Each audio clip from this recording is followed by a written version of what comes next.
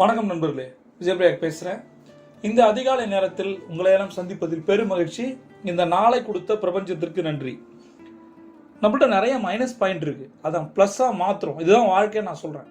வாழ்க்கையில் சந்தோஷமும் நிம்மதியும் வரணும் அப்படின்னா எதெல்லாம் எக்ஸசிவாக இருக்கோ அதெல்லாம் நம்ம குறைக்கணும். அதீத கோபம், காமம், குரோதம் இந்த மாதிரி விஷயங்கள் எல்லாமே நம்ம குறைக்கணும். என்ன மாதிரி பண்ணால் இந்த மாதிரி விஷயங்கள் நெகட்டிவான எமோஷன்ஸ், நெகட்டிவான ஃபீலிங்ஸ்லாம் குறையும். நன்றி உணர்வு தியானம். தியானம்னாலே அமேசிங்கான விஷயம். அதில் என்ன நன்றி உணர்வு தியானம்?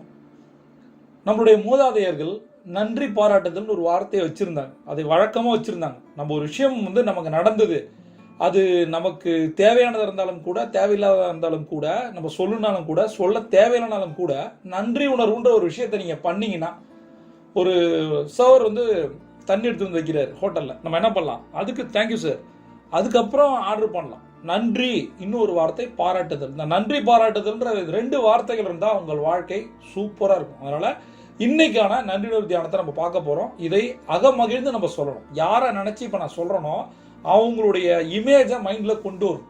சரியா? சப்பனங்கால் போட்டு கால்களை அகல விரித்து உட்காந்து நான் யார் பேரெல்லாம் சொல்கிறேனோ அவங்களுடைய மனதிற்குள்ளே கொண்டு வரணும். எந்த அளவுக்கு நன்றி உணர்வோட நீங்கள் நன்றி உணர்வு தியானத்தை பண்ணுறீங்களோ, கடமைக்கு பண்ணக்கூடாது. சரியா? அப்படி பண்ணீங்கன்னா உங்களுடைய ஆறா மாறுறதை நீங்கள் பார்ப்பீங்க. அதிகாலை நேரத்தில் இதை நம்ம பண்ணிட்டு இருக்கோம்.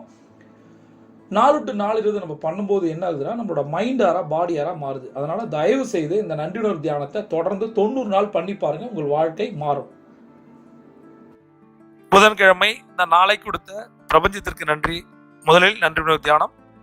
கற்றுக் கொடுத்த குருக்களுக்கு, ஆசிரியர்களுக்கு நன்றி. அவர்கள் நம்மோடு இருந்தாலும் ஆத்மாவாக இருந்தாலும் மனதார 3 முறை அவர்களை நினைத்து நன்றி நன்றி நன்றி.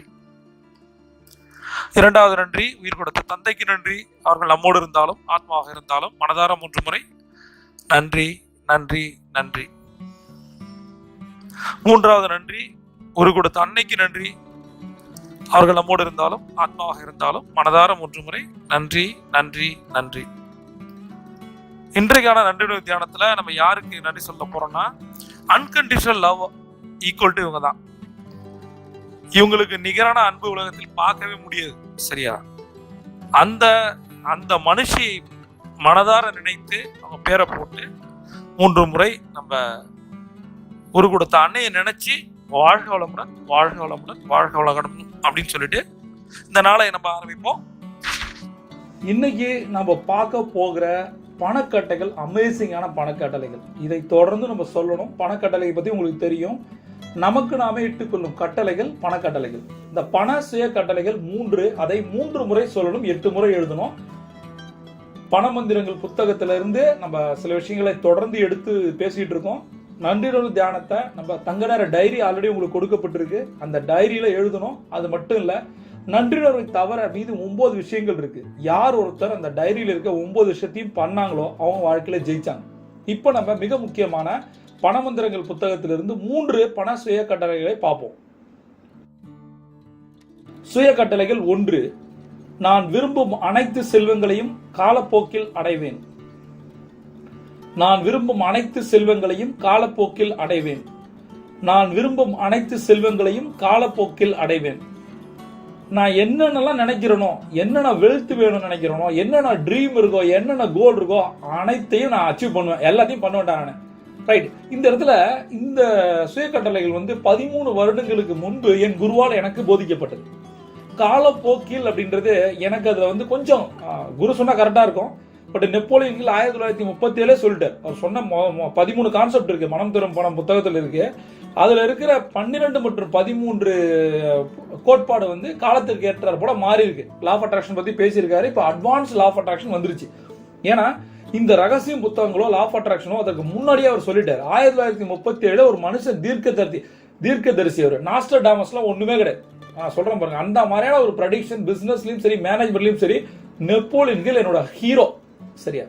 அவர் சொன்னதுல சில விஷயங்கள் மாத்துறதன் மூலம் நாம என்ன பண்றோம், இப்ப இந்த காலப்போக்குன்றதை மாத்தலாம் அப்படிங்கிற. நான் விரும்பும் அனைத்து செல்வங்களையும் அடைவேன். எப்ப அடைவீங்க அப்படின்னு ஒரு டேட் போட்டு எழுதலாமா அப்படின்னு நான் கேட்கிறேன். காலப்போக்கின்றது காலம் போயிட்டே இருக்கு, போன போக்கிலே போயிடக்கூடாது இல்லையா? அதற்காக இந்த நாள்ல இந்த மாசத்துல நான் அடைவேன். அப்ப இது ஒரு கோல் செட்டிங்கை நம்ம ஏன் மாத்தக்கூடாது? சுய கட்டளைகளை கோல் செட்டிங்கை நிறைவேற்றுவதற்காக நம்ம பண்றோம். அப்ப காலப்போக்கின்ற வார்த்தையை எடுத்துட்டு அந்த இடத்துல உங்களுக்கு என்ன வேணும், என்ன செல்வம் வேணும். ஒரு ஃபாரின் ட்ரிப் போறீங்க, கார் வாங்கணும்னு நினைக்கிறீங்க, எனக்கு மாசம் இவ்வளவு பணம் வேணும்னு நினைக்கிறீங்க, சேரிட்டி போகணும்னு நினைக்கிறீங்க, அதையெல்லாம் எந்த நாள்ல வேணும் அடைவேன் அப்படின்றதுக்கு முன்னாடி நீங்க போடுறது நல்லது. இது உங்களுடைய பர்சனல் புக்கு. நீ எதை வேணா எழுதலாம், யாரும் உங்களை பார்க்க போறது இல்லை. ரைட்டா? ரெண்டாவது விஷயம், மிக முக்கியமான ரெண்டாவது சுய கட்டளை, நான் செல்வந்தராகும் பாதையில் இருக்கிறேன். நான் செல்வந்தராகும் பாதையில் இருக்கிறேன். நான் செல்வந்தராகும் பாதையில் இருக்கிறேன். நான் அந்த வேலை தான் இருக்கிறேன். கண்ணா நான் கொஞ்ச நாள்ல ரீச் ஆயிடுவேன். புரியுதா இல்லையா? கிளம்பிட்டேன், என்னை எவனாலையும் தடுக்க முடியாது. சரியா? ரீச் ஆயிடுவேன். நான் கிளம்பிட்ட பின்னாடி திரும்பி வர போறது ரிவர்ஸ் ப்ராசஸே கிடையாது, ரிவர்ஸ் கிரே கிடையாது இந்த வண்டியில. அப்ப நான் போயிட்டே இருக்கேன், அன்ஸ்டாப்பபிள். நான் பணக்காரன் ஆவண்டா. எவன் என்னை பத்தி கிரிட்டிசைஸ் பண்ணானோ, நெகட்டிவ் சொன்னானோ, அவனுக்கு எல்லாம் பதில் இருக்கு. ஏதோ கிளம்பிட்டேன் அப்படின்றத நம்ம சுயக்கட்டளையை மாத்திருக்கோம். நான் செல்வந்தராகும் பாதையில் இருக்கிறேன். பாதையில தான் இருக்கேன், நவரவே மாட்டாங்கண்ணா. அவ்வளவுதான். என்ன பண்ணாலும் அந்த பாதையை விட்டு போக மாட்டேன். நான் நினைச்சதை அச்சீவ் பண்ணுவேன். அடுத்த சுயக்கட்டளை, வாழ்க்கை எனக்கு தரும் அனைத்து செல்வங்களையும் நான் திறந்த மனதுடன் ஏற்றுக்கொள்கிறேன். வாழ்க்கை எனக்கு தரும் அனைத்து செல்வங்களையும் நான் திறந்த மனதுடன் ஏற்றுக்கொள்கிறேன். வாழ்க்கை எனக்கு தரும் அனைத்து செல்வங்களையும் நான் திறந்த மனதுடன் ஏற்றுக்கொள்கிறேன். என்ன விஷயம் தெரியுமா? லைஃப் நம்ம நிறைய கொடுத்துட்டு இருக்கு. அதை அப்படியே மாத்தி யோசிங்களேன். வாழ்க்கையை கொடுப்பது எது? பிரபஞ்சம் வச்சுப்போம். அந்த பிரபஞ்சம் எனக்கு எல்லாமே தருது. தர்ற எல்லாத்தையும் நான் அக்செப்ட் பண்றேன். Accept the pain, accept the reality, accept the truth அப்படின்னு சொல்லுவேன். எனக்கு தர்ற எல்லாத்தையும் தலைவணங்கி ஏத்துக்கிறேன். அவ்வளவுதான். எனக்கு என் வாழ்க்கையில் பர்சனலா நான் ஒரு பிசினஸ் ஃபேமிலியிலிருந்து வந்தேன். அதுக்கப்புறம் கார்பரேட்ல வேலை செஞ்சேன். வேலையை விட்டு வரும்போது எல்லாருமே சொன்னாங்க, வேலையை விட்டு போகாத, நடுத்தூர்ல நிற்ப அப்படின்னு. அடுத்தடுத்த பிசினஸ்கள் அதிக லாபம், பேங்க், அதாவது நான் வேலை செஞ்ச இடத்தை விட 3 மடங்கு சம்பாதிக்க ஆரம்பிச்சேன். அப்ப நான் பண்ணது சரின்னு தோணுச்சு. இதுல நிறைய பிளஸ் மைனஸ் இருந்தது தொழில் ஆரம்பிக்கும் போது. பட் சொன்னது வார்த்தைகள் ஞாபகம் வந்துகிட்டே இருக்கும். முதல் முறை நான் கார்பரேட்ல இருக்கும்போது கொஞ்சம் டாப் மேனேஜ்மெண்ட்ல இருந்தேன். அப்பையும் கூட எந்த ஒரு வெளிநாட்டுக்கு நான் போனதே இல்லை. சரியா? முதல்ல தொழில் தொடங்கின பின்னாடி என் நண்பனுக்கு கால் பண்ணேன். ரொம்ப ரொம்ப க்ளோஸ் ஆன ஃப்ரெண்ட் அவன். தொடர்ந்து என்னோட 3 கம்பெனில பயணிச்சான். தொடர்ந்து நானும் அவனும் வேற கம்பெனில 3 கம்பெனில இருந்தோம். அவன் சொன்னான், இந்த பேப்பரை போட்ட மச்சான் நடுத்தரு நிப்பன்னு சொன்னான். அவனுக்கு நைட்டு 12 மணிக்கு நான் கால் பண்றேன். கால் பண்ணி, மச்சான் நீ சொன்ன சாபம் பழிச்சிருச்சுன்னு சொல்றேன். அவனே பயந்துட்டான். என்ன மச்சான் சொல்ற? என்னடா அப்படின்னு கேட்டான். அவன் சீரியஸா சொல்றான், ரொம்ப ஃபீல் பண்ணாத, பாலி ஐலாண்ட் கிளம்பிட்டு இருக்கேன். சரியா? நாளை காலையில பாலியோட தெருவில் போய் நிற்பேன். நீ என்ன சொன்ன? நடுத்தெரு நிப்பன்னு சொன்னல. நல்ல விஷயம் மச்சான், சாபம் விட்ட. நடுத்தெரு, வெளிநாட்டோட நடுத்தெருவில் முதல்ல நிக்க போறேன்டா அப்படின்னு சொன்னேன். ஒரு சந்தோஷமாவும் அந்த ஷேரிங்கை நான் அவனுக்கு கொடுத்தேன். அப்பா என்னடா ஆரம்பமே சரியில்லடா நீ பேசுறது அப்படின்னா. இந்த லாஜிக் என்னன்னா, ஒரு கார்பரேட்ல ஒரு இடத்துல இருக்கும்போது நம்மளுடைய இலக்கு ஒரு சேல்ஸ் மேனேஜர் ஆகணும், ஒரு சேல்ஸ் ஹெட் ஆகணும், கண்ட்ரி ஹெட் ஆகணும், சிஓ ஆகணும், இப்படிதான் போயிட்டு இருந்துச்சு. பட் ஒரு நாள் இந்த வேலையை விட்டுட்டு நம்மளோட பிசினஸ் ஆரம்பிக்கும் போது நாம தான் எல்லாமே, அதற்கான ஸ்ட்ரகிள் இருக்கு, இல்லைன்னு சொல்ல. எல்லாத்துக்கும் ஒரு விலை கொடுக்கணும். எல்லா வெற்றிக்கும், எல்லா பரிசுக்கும், எல்லா கிஃப்ட்டுக்கும் நீ ஒரு விலை கொடுக்கணும். அந்த விலை நிறைய இருக்கு. செக்யூர்டான இன்கம் கிடையாது. 1 ரூபா சம்பாதிக்கிறது கஷ்டம். கரண்ட் பில்லு, வாடகையில இருந்து சேலரியில இருந்து எல்லாமே கஷ்டப்பட்டு தான் கொடுக்கணும். இங்க அப்படி கிடையாது. சனியார் லீவு, 1ஆம் தேதி சம்பளம், வேற லைஃப். ஒரு கெத்து இருக்கும் அந்த பிசினஸ் கார்டுக்கு. நான் ஒரு பிசினஸ் ஓனர் ஆன பின்னாடி போய் கார்டு கொடுத்தா ஒரு பையனை மதிக்கல. அப்பதான் தெரிஞ்சது விஜய் பிரயாக்ன்ற பேருக்குலாம் ஒரு மரியாதையும் கிடையாது. அவர் அங்க வேலை செய்த கம்பெனியோட கார்டுக்கு தான் வேல்யூ. விஜய் பிரயா கம்பெனிக்கு ஒரு டாட் இல்லை. அப்ப நான் புரிஞ்சுக்கிட்டேன், நான் எப்படி என் கம்பெனியை ஒரு வேல்யூ மாத்துறது. அப்ப இடம் மாறுதல் நிறைய விஷயங்களை பண்ணுது. அப்ப ஒரு விஷயத்தை நான் கத்துக்கிட்டேன். என்ன தெரியுமா? எனக்கு இந்த பிரபஞ்சம் கொடுத்த எல்லாத்தையும் ஏத்துக்கிட்டேன். ஒரு பிசினஸ் ஃபேமிலியில பிறந்து ஒரு கார்பரேட் வேலைக்கு போய் பிசினஸ் ஆரம்பிச்சு நடுத்தர நிற்கும் போதும் நான் மனதார ஒரு விஷயத்தை ஏத்துக்கிட்டேன். என்ன தெரியுமா? இதன் மூலம் இந்த பிரபஞ்சம் நமக்கு ஏதோ ஒன்று சொல்லி கொடுக்க காத்திருக்கு. சரி, இன்னைக்கு நடு ரோட்ல நிக்கிறேன், 1 ரூபா காசு இல்லை, யாருமே இல்லை. அதாவது மனிதர்கள் பணம் இருக்கும்போது ஒரு மாதிரி இருப்பாங்க, பணம் இல்லாத நிறைய உண்மை முகங்களை நான் பார்த்திருக்கேன். அந்த குரூரத்தை நான் பார்த்திருக்கேன். பணம் இல்லைன்னா அது எல்லாருக்கும் அது தப்பே கிடையாது. நான் யாரையும் குறை சொல்ல, தப்பு சொல்லல. எனக்கும் அப்படிதான். என்கிட்ட பணம் இல்லை, எனக்கே என்ன பிடிக்காது, படத்தவங்களுக்கு பிடிக்குமா? அப்ப நிராயுத பாணியா நடுத்தெருவில் நடு ரோட்ல நிற்கும் போது நான் யோசிச்சேன், எனக்கு ஏன் இந்த கேள்வி நிறைய பேர் கேட்டுட்டே இருக்கீங்களா? எனக்கு ஏன் எனக்கு ஏன் எனக்கு ஏன்? காரணம் இல்லாம பிரபஞ்சம் எதையும் யாருக்கும் கொடுக்காது. சரியா? அதை ஏத்துக்கதான் வேணும். சரியா? பணம் இருந்தபோது என்ஜாய் பண்ணேன், ஃபாரின் ட்ரிப் போகும்போது என்ஜாய் பண்ணேன். ஆனா இன்னைக்கு காசு இல்லாம ரோட்ல நிற்கும் போது அதை யார் என்ஜாய் பண்றது? இதன் மூலம் ஏதோ ஒரு விஷயத்த பிரபஞ்சம் சொல்லி தருது. இது எப்படி மார்க்கெட்ல என்ன சொல்லுவாங்கன்னா, கரெக்ஷன் சொல்லுவாங்க, லாஸ்ன்னு சொல்ல மாட்டாங்க. அது கரெக்ட் பண்ணுது, உங்களை கரெக்ட் பண்ணுது. உங்களோட தோல்விகள், உங்கள்ட்ட இல்லாத பணம் உங்களுக்கு பணம் போதிக்குது. இல்லாத பணம், இல்லாத உறவுகள் தான் இருத்தலை புரிய வைக்குது. அவ்வளவுதான் லாஜிக். சரியா? இருக்கும்போது நான் மதிச்சியா, நீ மகனை ஆடுற, நீ எவ்வளவு ஆட்ட ஆடின இன்னைக்கு பத்தியா? இன்னைக்கு எனக்காக இயங்குற மனிதர்களும் உறவுகளும் பணமும் சொல்லி கொடுக்குற பாடம் இது. யூனிவர்ஸோடைய ஸ்ட்ராங் மெசேஜ்.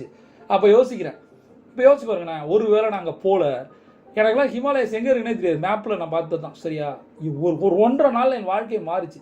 உயிரோடு இருந்தால் அங்கே போகணும்னு முடிவு பண்ணேன். சரியா, எங்கெங்கேயோ தேடி எப்படி போகணும்னு கூட எனக்கு தெரியாது, சிஸ்டமே எனக்கு தெரியாது, எங்கெங்கேயோ. ஆனால் ஒரு முடிவு எடுத்துட்டேன். நான் சொல்கிறேன் பாருங்க, ஒரு முடிவு நீங்கள் எடுத்துட்டீங்கன்னா பிரபஞ்சம் வழியே காட்டும். எதை பற்றியும் கவலைப்படாதீங்க. சரியா, பிரபஞ்சம் ஆட்டோமேட்டட் ஜிபிஎஸ் போட்டுக்கிட்டே இருக்கும். அது பாட்டுக்கு எங்கேயோ கொண்டு போய் விட்டுச்சு. போய் சேர்ந்த இடம் வேற லெவல். இன்றைக்கும் அந்த நேரத்தை அந்த நாளை நினச்சி பார்க்குறேன். நான் போன நேரம் வந்து கடும் குளிரான நேரம். எனக்கு வந்து மொழி தெரியாது, எனக்கு ஹிந்தியில் சுத்தமாக தெரியாது, எதுவுமே தெரியாதுங்க. அவங்க பேசின லாங்குவேஜே வேற. ரெண்டாவது சாப்பாடு பிரச்சனை, மொழி பிரச்சனையோட போன ஒருத்தனுக்கு அங்கே நினச்சதெல்லாம் நடந்ததெல்லாம் பிரச்சனை தான். எங்கே நான் கண்ணை மூடி மெடிடேஷன் பண்ணுறது? கண்ணை மூணா கணக்காரன் தான் ஞாபகம் வரான். நான் எங்கே போய் மெடிடேஷனில் கற்றுக்கிட்டு பட் ஒரு செகண்ட் டேலாம் நான் முடிவு பண்ணேன், குதிச்சிடலாம்டா வானத்தில். அந்த அப்படியே அங்கேருந்து குதிச்சிடலாம், மலையிலேருந்து ஈஸியில் நிறைய பிளான்லாம் பண்ண தேவையில்ல, ஒரு செகண்ட் முடிவு பண்ணால் குதிச்சிடலாம். பட் அந்த நேரம் எனக்கு ஒன்று தோணுச்சு. என்னோட ஸ்டோரியை நினச்சி பார்த்தேன், ரொம்ப கேவலமான ஸ்டோரி. ஒரு பிஸ்னஸ் ஃபேமிலியில் பிறந்தான், ஒருத்தன் கார்பரேட்டில் வேலை செஞ்சான், பிஸ்னஸ் ஆரம்பித்தான், தோற்று போனால் செத்து போயிட்டான். இந்த கதை எப்படி இருக்கு? மொக்க கதையாக இருக்குது. ஒரு ஹீரோட என்ட்ரி வேற மாதிரி இருக்கணும்ல. இதுக்கு என்ன பண்ணலாம்? இப்போ என் குரு எப்பயுமே சொல்கிறதான். நான் அப்போ யோசிச்சது என்னன்னா, யூட்டிலைஸ் த ரிசோர்ஸஸ். எனக்கு அப்போ தெரியும், எனக்கு யாரை யூஸ் பண்ணுறது. இங்கே யாரோ ஒருத்தன் இருக்கான் எனக்கு ஹெல்ப் பண்ணுறதுக்கு, அவனை போய் நான் அக்சஸ் பண்ண, அவ்வளோதான். அவர்கிட்ட போய் என் பிரச்சனையை சொல்லும், அவர் ஒரு சொல்யூஷன் கொடுக்க போறாரு. அவர் யாரு? அதை தான் தேடி கண்டுபிடிக்கணும். என் பிரச்சனைக்கார சொல்யூஷனை நான் கண்டுபிடிக்க தேவையில்ல, அதை சொல்யூஷன் சொல்ற ஒருத்தரை கண்டுபிடிக்கணும். அவர் தான் மென்டார் குரு. உங்களோட பிரச்சனைக்கு சொல்யூஷன் இல்லை, பிரச்சனைக்கு சொல்யூஷன் கொடுக்குற ஒரு சொல்யூஷன் ப்ரொவைடர். அவர்கிட்ட போய் நின்று தேடி பார்த்தேன், இதில் யார் தான் பெரிய ஆள் அப்படின்னு சொல்லுவேன். அவரை போய் பார்த்தேன் நான். அவர் விரும்பவே இல்லை. எனக்கு அந்த 6ஆம் மேட்சிங்லாம் தெரியும். அங்கே போய் பார்க்கும்போது அவர் நான் வந்ததோ, நான் பேசுனதோ, நான் கேட்ட கேள்வியோ அவர் வந்து பிடிக்கவே இல்லை. நான் அவரை டிஸ்டர்ப் பண்ணிட்டேன். ஒரு மெடிடேட்டிவாக இருக்கும்போது நான் போய் டிஸ்டர்ப் பண்ணிட்டேன். பட் எனக்கு வேறு வழி இல்லை, நான் உயிரோட இருக்கணும்னா அவரை போய் பார்க்கணும். ஒரு வேளை அவர் என்ன பார்க்க முட்டுந்தாருன்னா அன்றைக்கே நான் குதிச்சிருப்பாங்க. சரியா, விஜய் பிரயாகன்ற ஒருத்தன் இல்லவே இல்லை. உங்களையும் காலைல 4 மணி எந்திரின்னு உயிர் எடுக்கிறது ஒருத்தன் கிடையாது இந்த பூமியில். சரியா, நீங்களாவது சந்தோஷமாக இருந்திருப்பீங்க. பட் நான் போய் பேசணுன்னா அவர் ஒன்று சொன்னார், ஒரு 3 days அட்டன் பண்ணு, தொடர்ந்து மெடிடேஷன் அட்டன் பண்ணு, நான் ஒரு புத்தகம் கொடுக்குறேன் படின்னு சொன்னார். அதற்கு மேலேயும் உனக்கு வந்து பிரச்சனை இருக்குது, நீ ஃபீல் பண்ணினா என்னை வந்து பாருன்னு சொன்னார். 14.5 நாட்கள் நான் அங்கே இருந்தேன். ஆனால் அவரை நான் சந்திக்கவே இல்லை. கடைசியாக சந்தித்தது எதுக்காகனா, நான் நன்றி சொல்ல போனேன். வாழ்க்கையில நான் என்ன சொல்கிறது, உணர்வு பூர்வமாக சொன்ன நன்றி அதுதான். ஏன்னா அவர் கொடுத்தது வந்து வார்த்தையில் இல்லை, சொல்யூஷன் இல்லை, என் வாழ்க்கை, என் உயிரை கொடுத்தேன். அங்கே போய் அவர்கிட்ட சொல்லிட்டு வந்தேன். அப்போ ஒரு முடிவு பண்ணேன், போகிறேன்டா, திரும்பி வரும்போது வேற மாதிரி வருவேன்டா அப்படின்னு.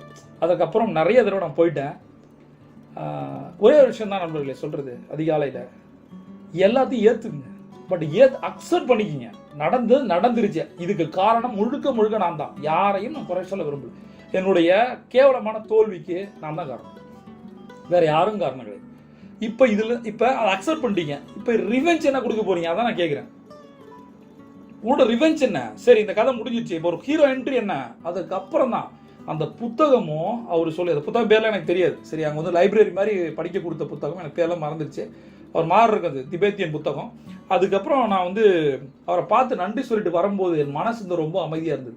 மனதோட இறைச்சல் அமைதியான வெற்றி வரும். சரியா, முதல்ல நான் உள்ள என்ட்ரி ஆகும்போது அவ்வளோ பதட்டமாக இருந்தேன், பயத்தோடு இருந்தேன். நான் உயிரோடு இருக்க போகிறேன்னா எத்தனை நாள் அப்படின்னு யோசிச்சேன். ஆனால் திரும்பி வரும்போது வேற மாதிரி இருந்தேன். யாரோ ஒருத்தன் என் அக்கௌண்ட்டில் வந்து ஒரு 100 கோடி போயிட்டு வாடா அப்படின்னு சொன்ன மாதிரி இருந்துச்சு. அது போதுண்டா. அங்கேருந்து இறங்கி நான் வர்றதுக்கு என்கிட்ட 300 ரூபா இல்லை, வெறும் 300 ரூபா இல்லை, என்கிட்ட சுத்தமாக காசு இல்லை. அப்போ கூட இருக்கவங்கள்ட்ட வந்து பேசிட்டே இருக்கும்போது அதில் ரொம்ப இந்தியன்ஸ் ரொம்ப கம்மி. அதில் ஒரு நார்த் இந்தியன் ஒருத்தர் இருந்தார். நம்ம இந்தியன்னா இந்தியனோட போய் செட் ஆகிடும்ல. அப்போ செட் ஆகும்போது லாஸ்ட் நாள் தான் பேசணும், பேசவே கூடாதாங்க. லாஸ்ட் நாள் அவர்கிட்ட பேசும்போது நான் சொன்னேன், ஒரு பொய் சொன்னேன். என்கிட்ட கார்டெலாம் இருந்துச்சு, கார்டில் காசு தான் இல்லை, பட் கார்டு மிஸ் ஆயிடுச்சு அப்படின்னு சொன்னேன். அவர் டக்குன்னு வந்து எவ்வளோ வேணும்னு கேட்டார். ஒரு 14 லட்ச ரூபா கிரெடிட் கார்டை வச்சுக்கிட்டு போன வாரம் வரைக்கும் சுற்றின ஒருத்தன் 300 ரூபா யாருன்னே தெரியாத ஒருத்தன்ட்ட போய் கார்டு தொலைஞ்சிச்சுன்னு சொல்லிட்டு ஒரு போய். அப்போ நான் நினச்சேன் அவர் வந்து டக்குன்னு ஒரு 500 எடுத்து கொடுத்தேன், மறக்கவே முடியாது. அவர் கொடுத்துட்டு அப்போ நான் சொன்னேன், தேங்க்யூ உங்களோட இது சொல்லுங்கள், உங்கள் அக்கௌண்ட் நம்பர் சொல்லுங்கள், நான் போய் போட்டுறேன்னாரு. அப்போ அவர் சொன்னார், நீ எனக்கு தம்பி போ அப்படின்னு சொன்னார். அவர் வாங்கிக்கவும் இல்லை, அவர் அக்கௌண்ட் நம்பர் கொடுக்கவும் இல்லை. பட் நான் இறங்கி வரும்போது அந்த 500 ரூபா எண்ணி பார்த்தேன். போகிறதுக்கே 300 ரூபாவும், ஒரு வேளை ஒரு டீயோ இல்லை வேறு ஏதாவது குடிக்கிறதுக்கு 200 ரூபா கொடுத்துருந்தாரு. ரொம்ப உண்மையாலுமே ஒரு பக்கம் பணம் கிடச்சிருந்து சந்தோஷமாக இருந்தது. ஒரு வேளை அவர் இல்லை அப்படின்ட்டாருன்னா, இல்லைன்னு சொல்லுவாரான்னு தெரியல, பட் என்ன நிலைமை எனக்கு தெரியல. பட் நீங்கள் முடிவு பண்ணிங்கன்னா எல்லாமே கிடைக்கும். அப்போ நான் யோசித்தேன், அந்த 500 ரூபாயை வாங்கி எண்ணும்போது, 500 ரூபாய் எண்ணும்போது எவ்வளோ ஒரு கேவலமாக வாழ்ந்துருக்கும்ல. முகம் தெரியாத ஒரு மனுஷன்கிட்ட போய் இது ஒரு கௌரவ பிச்சை தானே. அப்போ எடுத்தது கௌரவ பிச்சை தானே, பட் வேறு வழி இல்லை தானே. இதுதான் நம்ம கடைசியா ஒருத்தங்கள்ட்ட இனாமா வாங்குற காசு அப்படின்னு தோணுச்சு. வாழ்க்கையில் நீங்க ஒரு முடிவு எடுங்க. எவ்வளவு கஷ்டம்னா வரலாம், சரியா? இறங்கி வரும்போது அப்புறம் யோசிச்சே வந்தேன், சரி நம்மள நாம தேர்த்திக்கணும், சரி வாங்கிட்டோம், ரைட், அதுக்கு என்ன பண்றது? அவருக்கு ஒரு 5000 ரூபாய்க்கு செஞ்சிடலாம், 50,000 கூட செஞ்சிடலாம். முதல்ல நம்ம போயிட்டு இது வரைக்கும் பண்ண தப்பை எரேஸ் பண்ணியாச்சு. நம்ம வந்து ஃபார்மேட் பண்ணிட்டு வந்திருக்கோம். சரி, வந்து ஒரு புத்த குருட்ட உட்காந்து ஒரு ஃபார்மேட் பண்ணிட்டு வந்திருக்கோம். இனி நம்ம வாழ்க்கையில் எல்லாமே சக்சஸ் தான். அதுதான் உங்களுக்கு சொல்றேன். என்ன மாதிரியான சுச்சுவேஷன்ல நீங்கள் இருந்தாலும் சரி, அதை பத்தி கவலைப்படாது, ரைட்டா? இப்போ அதிகாலை எழுந்து உட்காந்துட்டீங்களா, இப்போ நீங்க சக்சஸ் ஆவீங்களா ஃபெயிலியர் ஆவீங்களா நான் சொல்லட்டுமா? இதை யாரு 4 to 4 20 கேட்குறீங்களோ ஜெயிச்சிருங்க. பாதி 50% ஜெயிச்சிருங்க. கடனை பத்திலாம் கவலைப்படாது. எந்த ஒரு ஃபெயிலியர், அது ரிலேஷன்ஷிப்பா இருந்தாலும் சரி, எந்த டாட்டா இருந்தாலும் சரி, அதை பத்தி கவலைப்படாது. நீங்க ஃபார்மேட் ஆகிறதுக்கான விஷயத்தை பண்ணுங்க. இந்த மாதிரி ஒரு குரு கிடைப்பாங்களா, தேட முடியுமா, அதெல்லாம் கிடையாது.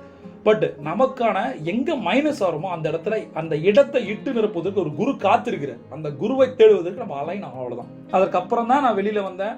என்னோட பிசினஸ் ஆரம்பிக்கும் போது தான் என்னோட பயணிச்சிட்டு இருக்க, அவங்களோட பயணிச்சிட்டு இருக்க நான் என்ன சொல்றது, அவங்களோட வாய்ப்பு கிடைச்சது. ஃபர்ஸ்ட் ஒரு பெரிய ஒரு ட்விஸ்ட் அதுதான். எப்ப ஹை பிரஷர்ல நீங்க கேம் ஆரம்பிக்கிறீங்களோ, எங்க ஜெயிக்கவே முடியாதுன்னு நினைக்கிறீங்களோ, அங்க ஜெயிக்கிறதுக்கான லூப் கோலை இந்த பிரபஞ்சம் படைச்சிருக்கு. அதனால சொல்ற சுய கட்டளைகளோ எழுதுற கோல்டன் அவர் டைரியோ முக்கியமே கிடையாது. பட் எந்த அளவுக்கு உணர்ந்து எழுதுறீங்க அதுதான் முக்கியம். வார்த்தைகள் வாழ்க்கையா மாறும். அதனால மணிமந்திரா புத்தகத்தை பொறுத்த வரைக்கும் என்னுடைய அனுபவங்கள்ல இருந்த அஃபர்மேஷன் தான் நான் கொடுத்துருக்கேன், சரியா? அதை தொடர்ந்து எழுதும் போது உணர்வுபூர்வமா எழுதுங்க, சரியா? ஒரு ஜீரோவால வாழ்க்கையை மாத்திக்க முடியும்னா உங்களால முடியாதான்? பிரபஞ்சம் கொட்டி தர காத்திருக்கு. நீங்க ஒரு champion. See you on top.